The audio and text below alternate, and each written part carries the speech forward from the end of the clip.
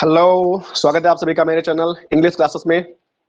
इससे पहले बड़ों को प्रणाम, मित्रों को नमस्कार और छोटों को शुभ आशीष। आज मैं आपको एक मोटिवेशनल कहानी सुनाऊंगा, लेकिन इससे पहले एक मुख्य विषय पर बात करना चाहूंगा कि मैं जो वीडियो बनाता हूं और सभी लोगों को वीडियो सेंड करता हूं, तो मैं कुछ ऐसे लोगों को सेंड कर देता हूं वीडियो जिनसे एजुकेशन का दूर दूर तक कोई रिश्ता नहीं है। लेकिन आज के समाज में कोई ऐसा नहीं है जिसका एजुकेशन से कोई रिश्ता ना हो।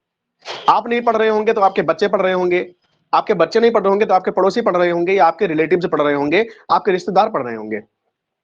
और कहीं ना कहीं आप ये चाहते होंगे कि मेरा बच्चा, मेरा सामाजिक मेरा रिश्तेदार कहीं ना कहीं किसी गति में या किसी क्षेत्र में सफलता प्राप्त करे, है ना। तो मैं चाहता ही हूं कि आप जब वीडियो में सेंड करता हूं कि उस वीडियो को देखें जरूर।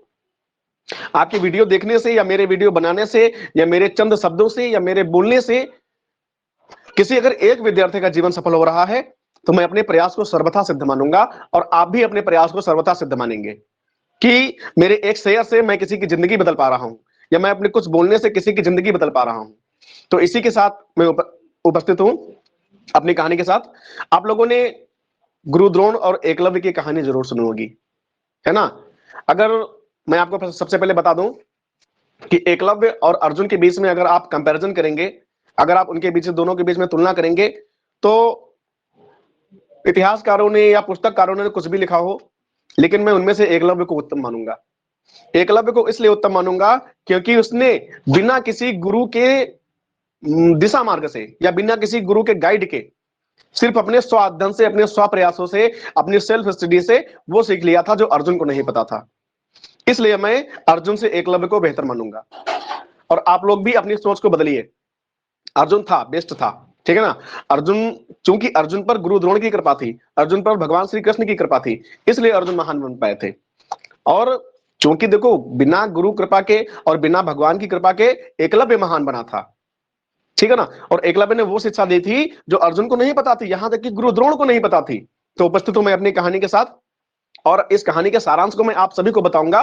अगर इस कहानी से किसी की मैं जिंदगी बदल पा रहा हूं, किसी की मतलब सफलता की गति को तेज कर पा रहा हूं, तो मैं इस कहानी को, अपने इन शब्दों को और आपके एक शेयर को, आपके एक प्रयास को मैं सर्वथा सिद्ध मानूंगा और आपको प्रणाम भी करूंगा।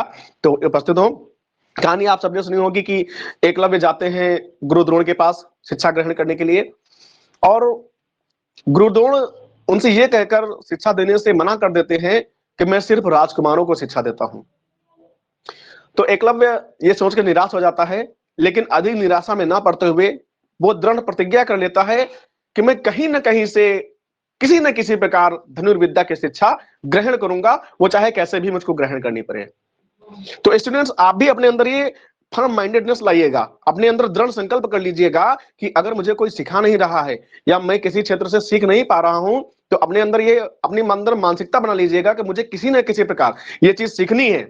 मैं कहीं ना कहीं से सीखूंगा, सेल्फ स्टडी करूंगा, प्रयास करूंगा, स्व अध्ययन करूंगा, ठीक है। तो उसके आगे क्या होता है, एकलव्य निर्णय ले लेते हैं कि मुझे किसी न किसी प्रकार धनुर्विद्या सीखनी है। तो उनके अंदर ये विचार आता है और मैं सीखूंगा इन्हीं से।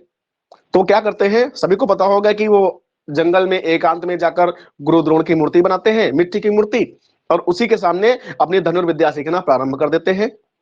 धनुर्विद्या सीखते सीखते सीखते सीखते वो एक दिन उस मुकाम पर पहुंच जाते हैं जिस मुकाम पर स्वयं गुरु द्रोण अर्जुन को नहीं ले जा सके, जिस मुकाम पर अर्जुन स्वयं नहीं जा सका, जिस मुकाम पर कौरव या पांडव में से कोई नहीं पहुंच सका। तो सीखते सीखते एक दिन होता क्या है, एक दिन अचानक एकलव्य के सामने धनुर्विद्या सीखते समय कुत्ता आ जाता है ना। ये कहानी भी आपने सुन रखी होगी, लेकिन इस कहानी का सारांश क्या है वो मैं आपको आखिरी में बताऊंगा एक अलग सोच के साथ। तो जब कुत्ता आ जाता है तो एकलव्य क्या करते हैं, एकलव्य, वो कुत्ता भौंकने लगता है, और जब भौंकने लगता है तो एकलव्य को सीखने में बाधा उत्पन्न होती है, क्योंकि वो अपना माइंड कंसंट्रेशन नहीं कर पाता है, अपने सीखने पे अपनी बुद्धि पूरी नहीं लगा पाता, अपना पूरा दिमाग नहीं लगा पाता है। तो एकलव्य के दिमाग में विचार आता है कि मैं किसी न किसी तरीके से इस कुत्ते को शांत करा दूं, तो मैं अपनी विद्या को मतलब जारी रख सकता हूं, अपने सीखने को जारी रख सकता हूं, तभी मैं अपनी मतलब अध्ययन पर पूरा दिमाग लगा सकता हूं। तो एकलव्य क्या करते हैं, अब एकलव्य की इच्छा है कि मैं कुत्ते को शांत तो कराऊं, लेकिन इस प्रकार से शांत कराऊंगा कि कुत्ते के शरीर को 1% की हानि नहीं होनी चाहिए। तो एकलव्य अपनी जो धनुर्विद्या सीखते हैं उसके माध्यम से कुत्ते का जो मुंह होता है उसको तीर से भर देते हैं, तीरों से, मतलब 1 तीर 2 तीर 4 5 मतलब 50 तीर चला के उसके मुंह को भर देते हैं, और इस प्रकार भर देते हैं कि उसके मुंह में कोई घाव ना हो। अब चूंकि कुत्ते का मुंह तीर से भर जाता है और कुत्ता तिलमिलाने लगता है, तिलमिलाने वो दर्द से नहीं लगता है, तिलमिलाने वो इसलिए लगता है क्योंकि अब वो भौंक नहीं पा रहा था, और अगर वो भौंक नहीं पा रहा था तो थोड़ा हड़बड़ा गया, मतलब थोड़ा परेशान सा हो गया, और परेशान होकर वहां से भाग गया। और भागते भागते वो पहुंचता है वहां जहां गुरुद्रोण अपने कौरवों और पांडवों को शिक्षा दे रहे होते हैं, उस शिविर के पास पहुंचता है। तो कुत्ता जब वहां पहुंचता है तो जैसे ही गुरुद्रोण और अन्य कौरवों और पांडवों की नजर कुत्ते पे पड़ती है, तो गुरुद्रोण अपने प्रिय शिष्य अर्जुन को आज्ञा देते हैं कि अर्जुन देखो कैसा दृश्य है, जाइए देखिए कुत्ते को दर्द हो रहा होगा, और इसके मुंह में जितने भी तीर है निकाल दीजिए, और बड़ी आसानी से निकालना, मतलब सावधानी से निकालना, कुत्ते को दर्द ना होने पाए। तो जब अर्जुन आगे बढ़ता है कुत्ते के मुंह से तीरों को निकालने के लिए, तो पहला तीर वो जब निकालता है तो देखता है कि उसमें एक खून की बूंद नहीं थी, मतलब खून का कोई निशान नहीं था, घाव का कोई निशान नहीं था, है ना। तो वो बड़ा आश्चर्य में पड़ जाता है, और जब सारे तीर निकालता है, एक एक करके सारे तीर निकाल लेते हैं, तो गुरुद्रोण को दिखाते हैं अर्जुन। तो गुरुद्रोण भी सोच में पड़ जाते हैं कि ये कौन सी विद्या है जो ना मैंने सीखी है और ना स्वयं मैं अर्जुन को सिखा पाया हूं।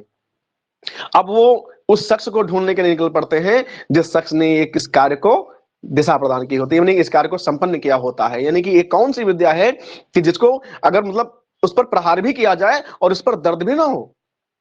अब गुरुद्रोण और अब कौरवों और पांडवों के साथ निकल पड़ते हैं एकलव्य को ढूंढने के लिए। अब लेकिन उनको पता नहीं है कि ये कार्य एकलव्य का है, लेकिन वो ढूंढने के लिए निकल पड़ते हैं, क्योंकि कुत्ता जिस दिशा से आया था उसी दिशा में वो निकल पड़ते हैं।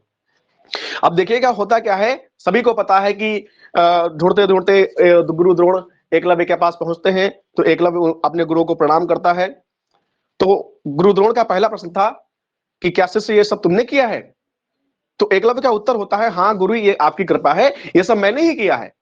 अब देखिए वो एकलव्य इतना महान, जिसने स्वयं विद्याएं प्राप्त की थी, किसी की सहायता के बिना प्राप्त की थी, अपने स्वाध्ययन से प्राप्त की थी, वो अपने गुरु से कह रहा है कि हे गुरु ये आपकी कृपा है। सोचने वाली बात है, इसलिए मैं एकलव्य को श्रेष्ठ मानता हूं। आगे देखिएगा, आगे क्या होता है कि अब स्वयं एक जो कौरवों और पांडवों का उस द्वापर युग का सबसे महान गुरु था, वो स्वयं एक भील प्रजाति के मनुष्य से पूछ रहा है कि ये कार्य तुमने कैसे किया, how did you do it, how can you do it. तो कहता मैं स्वयं अपने शिष्यों को नहीं सिखा पाया। गुरुद्रोण कहते हैं कि मैं स्वयं अपने शिष्यों को नहीं सिखा पाया, या मैंने स्वयं ये विद्या नहीं सीखी है, तुमने कैसे कर लिया, how it is possible, how can you make you possible. मतलब किसी पर प्रहार भी करो और उस पर दर्द भी, उसको दर्द भी ना हो, ये कैसे पॉसिबल कर दिया तुमने एकलव्य। अब एकलव्य कहता है कि गुरु ये सब आपकी कृपा है। तो मैं ये कहना चाहता हूं कि वो गुरु की कृपा तो है, लेकिन अगर वो विद्या एकलव्य ने सीखी तो वो अपने अध्ययन से सीखी, अपनी मेहनत से सीखी, अपने स्वाध्ययन से सीखी। तो सबसे बड़ी बात यहां पर ये आ रही है कि एकलव्य ने वो विद्या ग्रहण कैसे की, स्वाध्ययन से ग्रहण की, उसको किसी ने बताया नहीं। ये हमेशा ध्यान रखना, अगर मतलब गुरु की कृपा इतिहास में या इतिहास को छोड़कर पुराणों में देखा जाए तो गुरु की कृपा को बहुत महान बताया गया है, लेकिन उससे आगे भी एक चीज है, स्वाध्ययन।